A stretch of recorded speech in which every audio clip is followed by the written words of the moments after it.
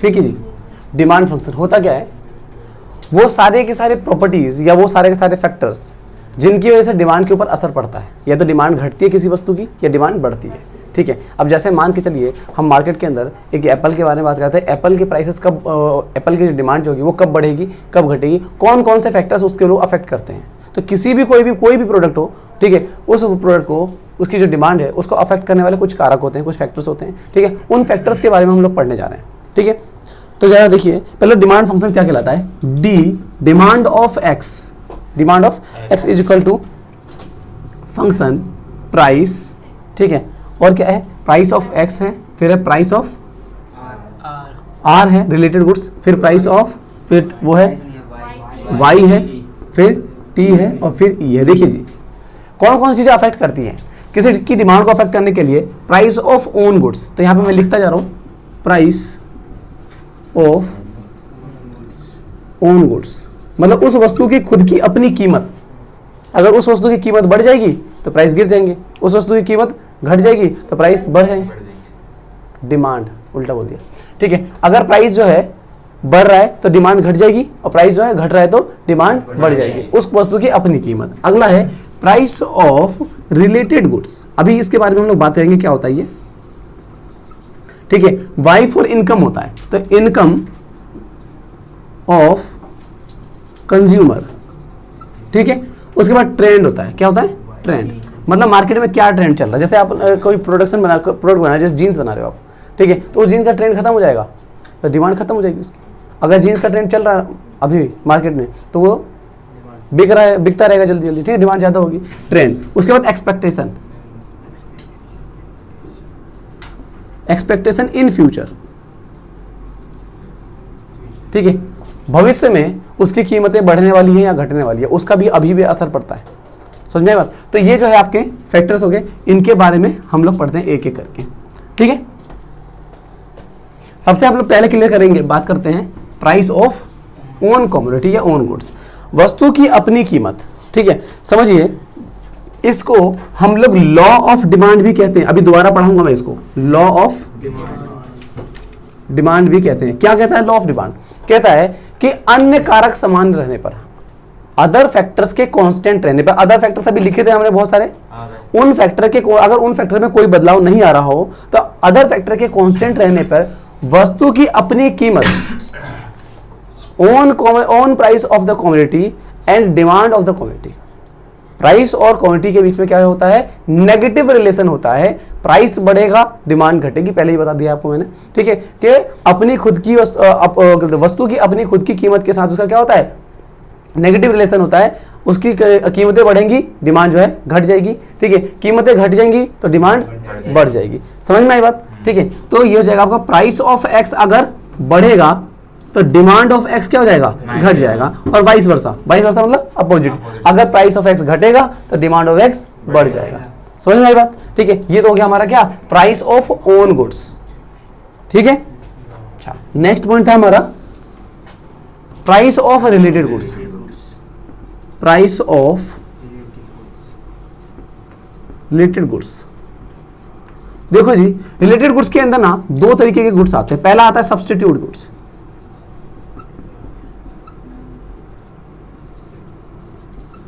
क्या होता है सब्स्टिट्यूट गुड्स, प्रतिस्थापन वस्तु।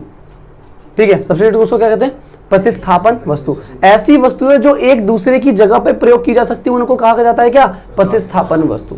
ठीक है, जैसे चाय और कॉफी, अगर आपको चाय नहीं मिलेगी आपको कॉफी मिल जाएगी, कॉफी पी लोगे आप, कॉफी नहीं मिली तो चाय पी लोगे। ठीक है, बॉल पेन जेल पेन, आपने बॉल पेन से लिख रहे हो, नहीं मिल रहा जेल पेन से काम चल जाएगा।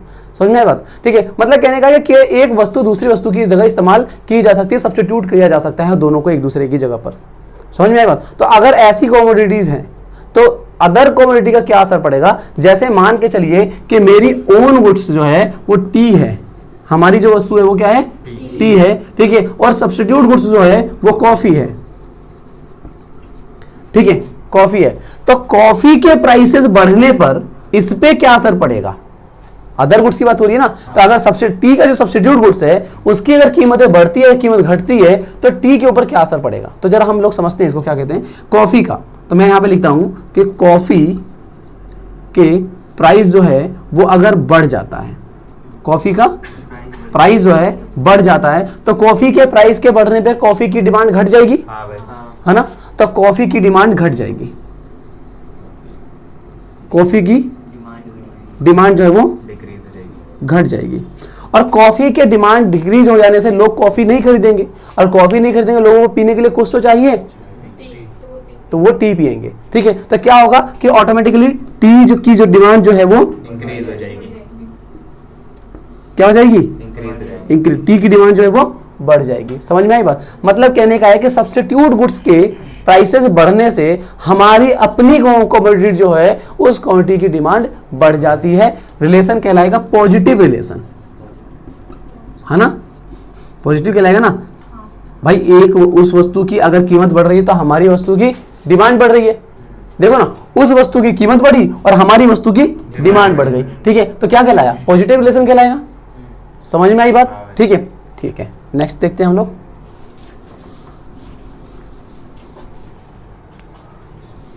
बी, इसी के अंदर बी है कॉम्प्लीमेंट्री।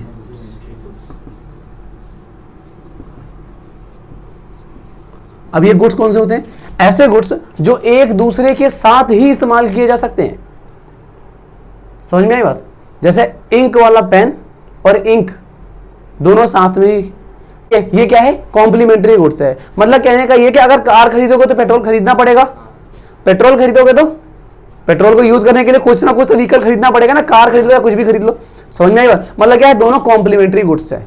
आई बात समझ? तो अगर मान के चलिए कि हमारा जो प्रोडक्ट है वो कार है, हमारा जो प्रोडक्ट है वो कार है, और जो कॉम्प्लीमेंट्री गुड्स है वो क्या है? पेट्रोल है। हाँ, पेट्रोल है। अगर पेट्रोल के प्राइसेस में बढ़ जाए, क्या होगा? पेट्रोल का प्राइस बढ़ जाए। देखो यहां पे लिख रहा हूं, पेट्रोल का प्राइस जो है वो बढ़ गया, तो पेट्रोल के प्राइस बढ़ने से क्या असर पड़ेगा? पेट्रोल की डिमांड घट जाएगी, पेट्रोल की डिमांड जो है वो घट जाएगी। लोग पेट्रोल ही नहीं खरीदेंगे तो कार क्यों खरीदेंगे? अगर पेट्रोल महंगा होने लग जाएगा, आप देखो लोग बुलेट नहीं खरीदते जल्दी। क्यों नहीं खरीदते? क्योंकि पेट्रोल बहुत ज्यादा लगता है। समझ में आई बात? जितनी पेट्रोल की डिमांड बढ़ती जाए, वो प्राइस बढ़ते जाएंगे, उतने ही लोग जो है व्हीकल खरीदना कम कर देंगे। समझ में आई बात? ठीक है, तो कार की डिमांड पे क्या असर पड़ेगा? कम हो जाएगी भाई। हाँ, कार की जो डिमांड है वो घट जाएगी। समझ में आई बात? ठीक है, तो क्या हुआ? नेगेटिव रिलेशन हुआ ना। पेट्रोल का प्राइस बढ़ा और हमारी अपनी वस्तु की डिमांड गिर गई। ठीक है ना, तो क्या कहलाएगा? Negative relation. समझ में आई बात? ठीक है, चलिए, तो ये तो हो गए दोनों हमारे अदर रिलेटेड गुड्स के हो गए फैक्टर, है ना। नेक्स्ट है हमारा प्राइस ऑफ ओन कमोडिटी हो गया, प्राइस ऑफ रिलेटेड गुड्स हो गया। रिलेटेड गुड्स के अंदर 2 पॉइंट थे, और अब इनकम ऑफ द कंज्यूमर के बारे में बात करते हैं। क्या? इनकम ऑफ द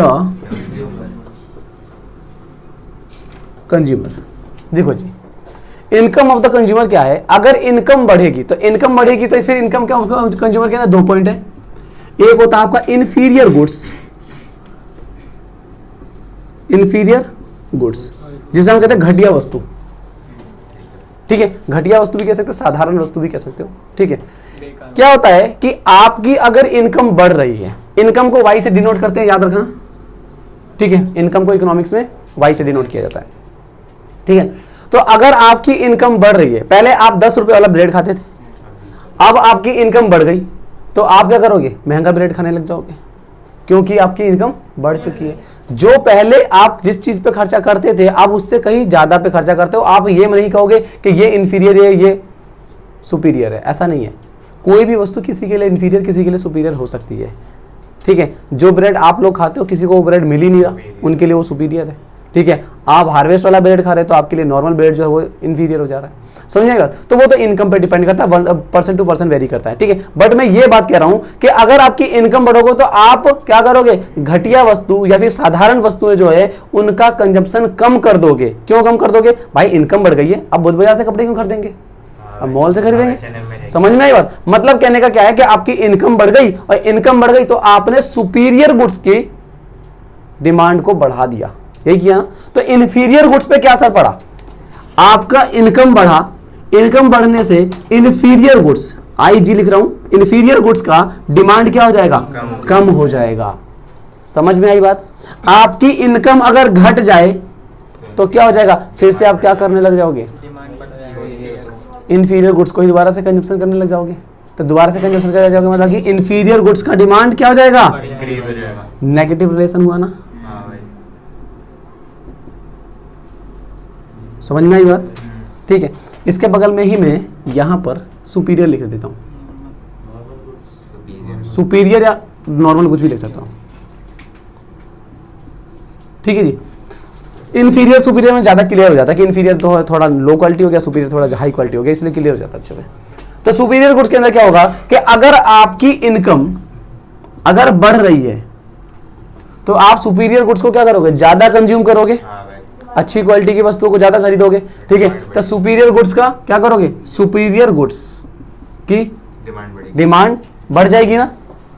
और अगर आपकी इनकम घट जाती है डिमांड बढ़ेगी, तो सुपीरियर गुड्स डिमांड की डिमांड घट जाएगी, क्या कहलाएगा? पॉजिटिव रिलेशन ना। क्योंकि दोनों बढ़ रही है, तो दोनों भी बढ़ बढ़ रही रही है है। और ये घट रही है। हाँ, एक चीज के बढ़ने पे दूसरी चीज बढ़ती है तो पॉजिटिव रिलेशन कहलाता है, एक के बढ़ने पे दूसरा घट रहा है तो नेगेटिव रिलेशन कहलाता है। क्लियर हो गया? ठीक है, चलते हैं आगे हम लोग।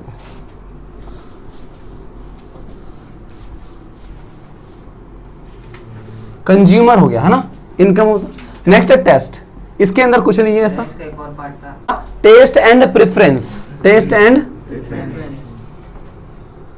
टेस्ट एंड प्रेफरेंसेस में क्या है कि अगर कंज्यूमर आपकी अपनी जो गुड्स है उस गुड्स के ज्यादा टेस्ट दे रहा है या ज्यादा उसको टेस्ट पसंद आ रहा है, होगा प्रेफरेंसेस ज्यादा दे रहा है तो उसकी डिमांड बढ़ जाएगी।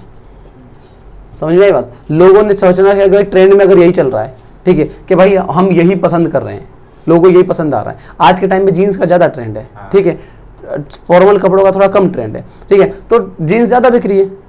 आई बात में, जिसका ट्रेंड ज्यादा, जिसका टेस्ट ज्यादा होगा, लोग कस्टमर को, कंज्यूमर को जिसका टेस्ट अच्छा होगा, ठीक है, वो ही ज्यादा बिकेगा, जिसका तो उसकी डिमांड बढ़ जाएगी। किसी का टेस्ट अगर ट्रेंड खत्म हो गया या टेस्ट प्रेफरेंस खत्म हो गया तो उसकी जो डिमांड गिर जाएगी। समझ में आई बात? इसमें तो कोई नेगेटिव पॉजिटिव रिलेशन वाली बात नहीं है, ठीक है। नेक्स्ट एक्सपेक्टेशन के बारे में बात करते हैं। क्या होता है ना कि अगर भविष्य में, फ्यूचर में किसी की कीमतें बढ़ने वाली हैं तो आज आप क्या करोगे?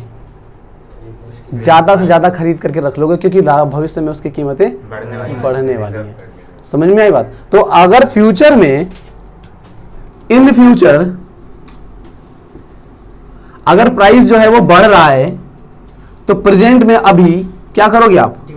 डिमांड को बढ़ा दोगे, है ना। और अगर फ्यूचर में, इन फ्यूचर अगर प्राइस घटने वाला है तो अभी डिमांड कम कर दोगे, बोलोगे अरे जब घटेगा तब खरीदेंगे।